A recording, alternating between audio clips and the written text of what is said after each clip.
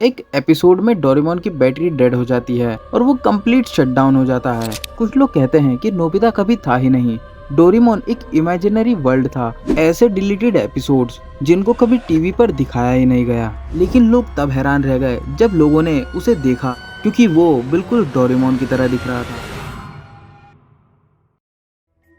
एक cartoon show जो हम सबके बचपन का हिस्सा था, जिसका नाम सुनते ही चेहरे पर एक मुस्कान आ जाती थी, डोरेमोन। लेकिन क्या आप लोग ये जानते हैं कि इस इनोसेंट दिखने वाले कार्टून के पीछे छुपी है कुछ इतनी डार्क थ्योरीज जो आपका दिमाग हिला देगी, और कुछ ऐसे डिलीटेड एपिसोड्स जिनको कभी टीवी पर दिखाया ही नहीं गया। तो तैयार हो जाओ, क्योंकि आज फैक्टोमेस पर हम जानने वाले हैं डोरेमोन के सबसे बड़े और डार्क सीक्रेट्स के बारे में।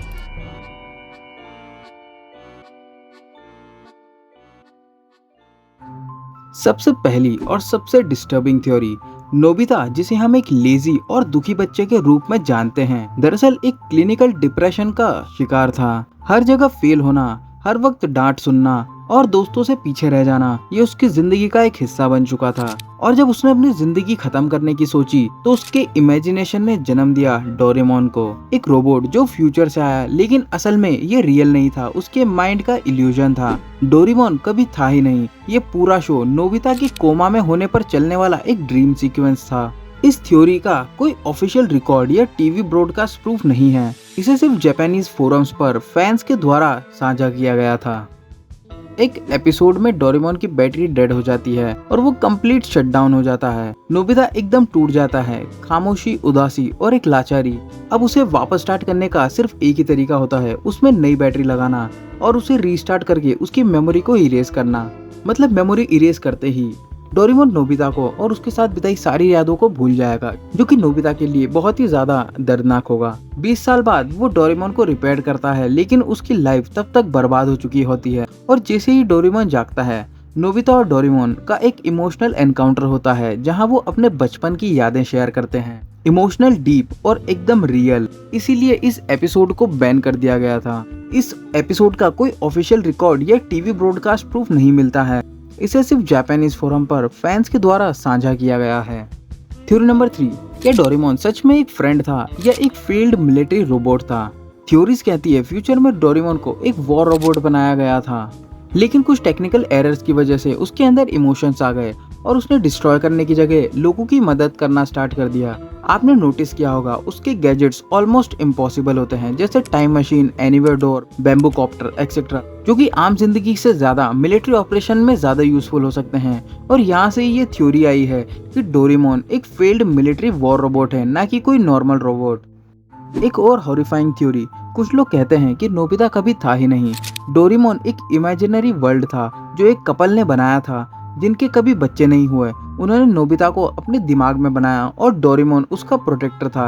ये एक फैंटेसी थी जहाँ कोई दर्द नहीं था, बस एक दोस्त था जो हमेशा मदद करता था और उसका साथ देता था। एक वायरल थ्योरी जो ये कहती है कि डोरेमोन एक रोबोट था जो फ्यूचर में एक नदी में बिखरते हुए लोहे के पुर्जों के बीच मिला। उसके चेहरे पर स्क्रैचेस थे, उसकी आंखों में कैमरा लेंस की जगह सिर्फ एक ब्लैंक स्टेयर था, और उसके बॉडी के अंदर कुछ ऐसे कोड्स मिले जो मिलिट्री एन्क्रिप्शन जैसे थे। ये थ्योरी कहती है कि डोरेमोन एक फेल्ड प्रोटोटाइप था जिसे रिजेक्ट करके डिस्ट्रॉय कर दिया गया था, लेकिन किसी वजह से वो एक्टिवेट हो गया। उसकी मेमोरी चिप डैमेज थी और इसी वजह से उसके पास था बच्चों जैसा बिहेवियर, लेकिन अंदर से वो एक एक्सट्रीमली एडवांस्ड एआई था जिसके इमोशनल और रेगुलेशन का कोई कंट्रोल नहीं था। ये वर्जन कभी टीवी पर नहीं दिखाया गया, लेकिन कुछ फोरम्स पर लोगों ने ये दावा किया कि जापान के एक लॉस्ट एपिसोड वोल्ट में डोरेमोन का यह वर्जन आज भी मौजूद है, जिसमें वो रिवर से निकलता है और उसे एक साइंटिस्ट उठा कर ले जाता है जो कहता है ये रोबोट मेरी जिंदगी बदल देगा। फैंस इसको डोरेमोन से कनेक्ट कर देते हैं और बोलते हैं कि शायद ये एक अल्टरनेट डार्क ओरिजिन था जो शो में दिखाया ही नहीं गया, लेकिन इसका कोई क्रेडिबल सोर्स नहीं है। इसे सिर्फ जापान में फैंस के द्वारा ब्लॉग्स पर साझा किया गया था। रेडिट की एक थ्योरी के अनुसार 2022 जापान के सागामी बे के समुद्र के अंदर डाइवर्स को मिलता है एक रोबोट। ना उसके चेहरे पर मुस्कान थी, ना उसकी आंखों में रोशनी, वो बस समुद्र के नीचे खामोश और खोखला पड़ा हुआ था। लेकिन लोग तब हैरान रह गए जब लोगों ने उसे देखा, क्योंकि वो बिल्कुल डोरेमोन की तरह दिख रहा था। जी हाँ, वही डोरेमोन जिसे हर बच्चा जानता है।